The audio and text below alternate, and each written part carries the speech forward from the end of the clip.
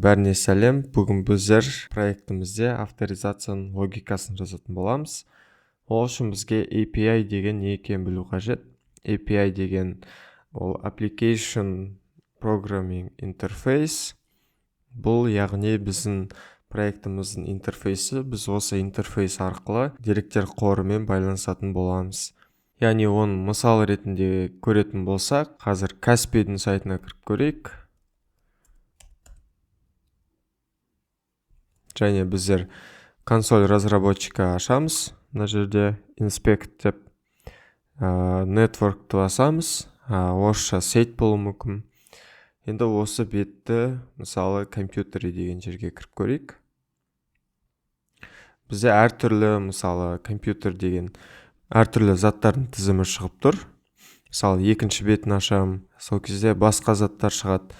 Осылардың барлығы біздерде деректер қорында сақталады. Сол деректер қорынан алу үшін біздер осындай API сұранымдар жасаймыз. Осы сұранымдарды мысалы оның URL-і бар, деректері бар, яғни қандай сұранымдарды, параметрлері бар.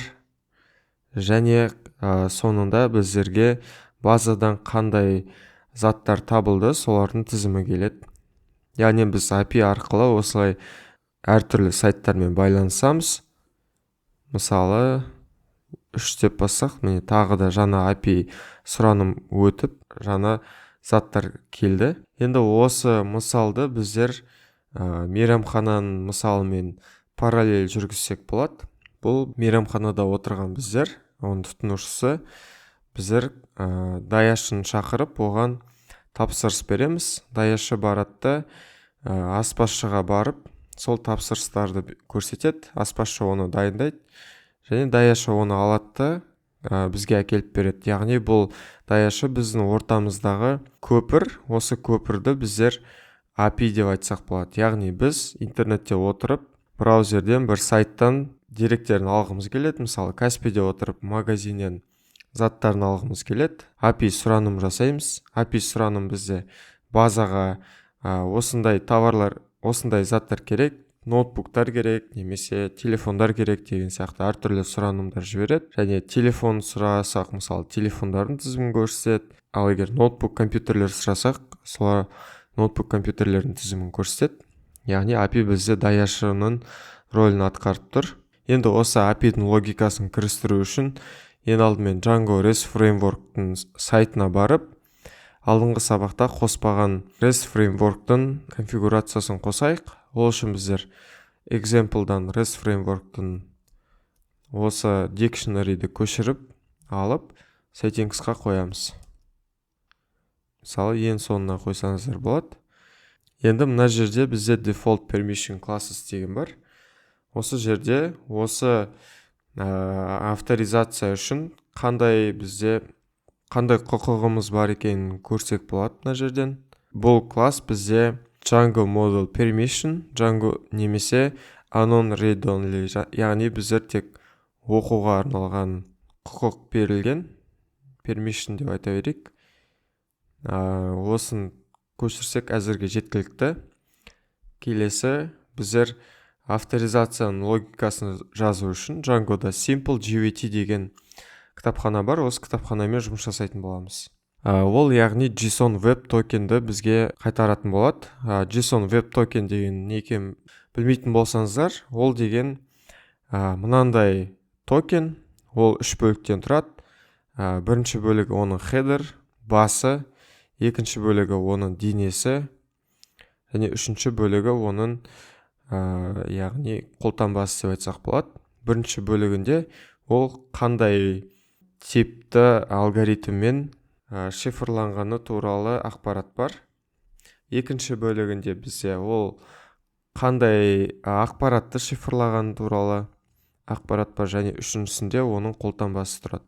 Яғни біз авторизация жасау үшін осындай бізде токен алу керекпіз. Осы токенді біз осы Simple JWT кітапханасы көмегімен алатын боламыз. Енді осыны іске асыру үшін кодқа көшейік. Ол үшін getting started басамыз. Және pip install Django REST Framework Simple JWT деген команданы көшіріп алып, терминалымызға қоямыз. менде қондырылып тұр. Яғни осыны енді ең алдымен мен requirements деген файлға сақтап қоям. Және оның версиясы 5.3.1. Осы 5.3.1 версиясын сақтап қоям. Келесі, егер сіздерге шифрланған күрделі версиялар керек болса, мына документациямен таныссаңыздар болады. Бізге бұл қажет емес. Және мына проекттің конфигурациясында Default Authentication Classes деген жерде біз мына REST Framework Simple JWT-дің JWT Authentication класын пайдаланатын боламыз. Сол үшін Settings-қа өтейік қайтадан. Мына REST Framework-тың класын орнына осы класты қоямыз.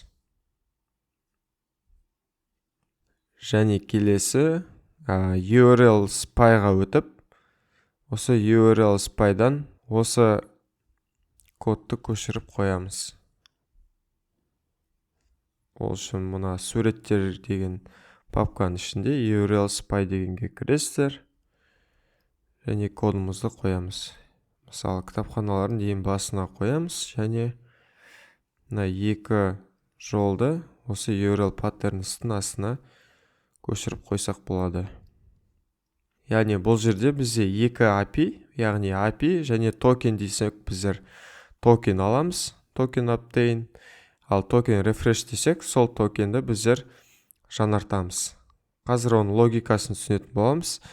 Алдымен біздер орнатып алайық. Және келесі мына REST Framework Simple JWT-ді Settings-та Installed Apps-ның қатарына қосу керекпіз. Мысалы, REST Framework-тан кейін қоссақ болады. Енді мына жерде оның қалай пайдалану керектігі көрсетілген. Келесі, енді қондырып алсақ, келесі оның конфигурациясына өтейік. Мына жерде Settings дегенді басамыз. Және мына Django Project Settings-ке мына кодты қой деп жазып қойған. Осы кодымызды қойайық. Яғни from бірінші алдымен оның импортын қоямыз. Яғни оны файлдың ең басына қойған дұрыс. Мына жерде сіздерге кітапхананың деңгейіне байланысты және оның әріптерінің алфавиттік ретіне байланысты сұрыптауға кеңес беріледі. Себебі солай оқу жеңілірек болады. Мысалы, келесі мына кодты алып, бәрін көшіріп алып, файлымыздың соңына қойайық. Мына жерде secret key-ді settings алып тастасаңыздар болады. Және мына жерде біздер көптеген осы JWT токеніміздің көптеген параметрлерін өзгертіп, өзімізге ыңғайлы етіп алсақ болады деп тұр. Бізге енді бұның барлығы керек емес. Бұның барлығын бетіп кетіріп тастай берсеңіздер болады. Біздер тек мына басындағы екеуін алып қалсақ жеткілікті. Ол Access Token Lifetime және Refresh Token Lifetime. Мына жерде Access Token арқылы сіздер басқа API-лерге өзіңіздің құқығыңызды біле аласыз. Refresh арқылы сол жаңадан Access Token ала аласыздар. Оның логикасына терең үңілу үшін алдымен Postman бағдарламасымен танысайық. Ол дегеніміз, яғни Postman ол API сұраным жасауға арналған бағдарлама. Ең алдымен өзіңіздің операциялық системаңызға байланысты соны жүктеп аласыздар. Мысалы, мен Mac дегенді басам. Және Mac-тың ішінде Apple Chip, яғни M1 менде сіздердің өздеріңіздің версияларыңызға қарай жазып аласыздар. Егер сіздерде Linux болса, тіпті мына Snap арқылы жазылса, ол ыңғайлырақ деп ойлаймын. Sudo snap install postman деп жазасыздар. Осылай қондырып аласыздар, және мына жерде оған регистрация жасау міндетті. Регистрация жасағаннан кейін оны тегін пайдалана аласыздар. Егер сіздер командамен барлығыңыз бір API-ді пайдаланатын болсаңыздар, онда ол ақылы түрде болады. Бізге ары қарай керек емес, осыны жазып аламыз. Менде бұл жазылып тұр. Енді осыған авторизация жасаймыз. Авторизация жасадым. Енді мына жерге атын жазам. Өзіміздің ролімізді таңдаймыз. Мысалы, мен backend developer деп таңдаймын. continue дегенді басамыз. Жүктеліп жатыр. Міне жүктеліп болды. Енді біздер жаңа workspace ашу керекпіз. Мына жерде my workspace деп тұр. Немесе осыны пайдалана берсеңіздер болады. Жаңасын ашу үшін create workspace-ті басасыздар. Және blank workspace. Мына жерде оның атын бересіздер, мысалы, суреттер деп. Және оны кім пайдаланады? Мысалы, өзіңіз пайдалансаңыз, және оны публичный етсеңіз, ол тегін. Ал оны басқаша тағы адамдармен пайдаланғыңыз келсе, ол жерде ақшасын төлеу керек болады. Мысалы, create деп басам. Міне біздің workspace-іміз құрылды, суреттер деген. Осы жерде біздер әртүрлі коллекция аша аламыз. Мен бір коллекция ашам, мысалы, blank collection, суреттер деп ашайық. Суреттер collection. Және осының ішінде жаңа папка ашсақ болады. Add folder. Бұл папканың aus деп қойық. Яғни авторизацияның біздегі сұранымдарын осы жерде сақтайтын боламыз. Бұл жерде add request басып, енді жаңа сұраным құрастырайық. Мына жерде мысалы get деп тұр. Енді документациямызға өтеміз. Документациямызда бізде қандай запрос бару керегін көрсетіп жазып қойған. Сол curl дегенді көшіріп алып, осы postmanға қоямыз. Енді мына жерде запростың атын берсек болады. Мысалы, get access token дейміз. Мына жерде сосын оның денесі, яғни username және парольді беру керекпіз. Send деп басам. Бізде мына сервер көтеріліп тұрған жоқ. Ең алдымен сервер көтермей тұрып, біздер super user құрастырайық. Manage by create super user. Мысалы, username admin болады. Оның паролі 1-4-ке дейін. Енді серверіміз көтере берсек болады.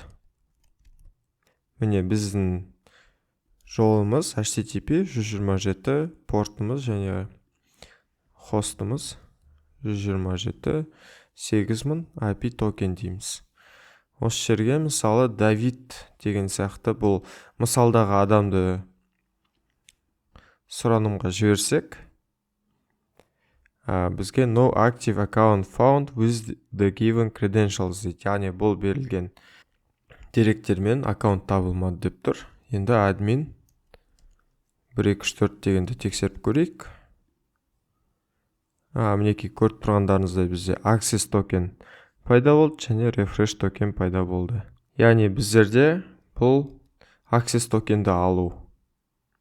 Енді collection'ды басып, жаңа екінші сұранымды қосайық. Post, API токен және URL'стан міне API токен refresh деген жерге барамыз. Енді бізге refresh жасау керек. Refresh жасау үшін, мысалы, еш нәрсе таңдамай, атын беріп жіберейік. Еш нәрсе таңдамай send-ті басып көрем. Refresh this field is required. Яғни мен мына жерде денесін дұрыс таңдаған жоқпын деп тұр. Ол үшін мен мына жерде body, row және JSON деген таңдаймын. Және осы жерде JSON объектті ашып, refresh деп жазамыз. Және қайттан запрос жіберіп көрейік. This field may not be blank дейді. Мысалы, 1-2-3 деп тексерсек, токен invalid деп көрсетіп тұр. Ал бізге, яғни, валидный токен керек. Ол мұна токен, міне. Осы токенді аламыз да, мына жерге қоямыз. Енді осы токен арқылы біз міне жаңадан access токен алдық. Енді біздер осыны тексеріп көрейік. Бұны тексеру үшін жаңағы GBT.io дегенге барамыз. Осы жерге қоямыз. Және мына жерде оның ішінде қандай деректер бар, соны көрсек болады. Яғни бізде ол user ID ғана сақтап тұр. Бізде refresh токенді де тексерсек болады. Ол жерде де бізде токеннің типі, мысалы қанша уақыттан кейін ол жарамсыз болып қалады, және user ID сияқты деректерді қамтиды. Бұл біздің алғашқы авторизациямыз болды. Енді осы авторизациядан токен пайдаланып, біздер өзіміздің посттарымызды сақтаймыз, немесе басқа адамдардың посттарын алатын боламыз, және тағы да басқа әртүрлі іс-әрекеттер жасайтын боламыз. Сол кезде бұл токен арқылы ол біз екенін көрсетіп тұрады.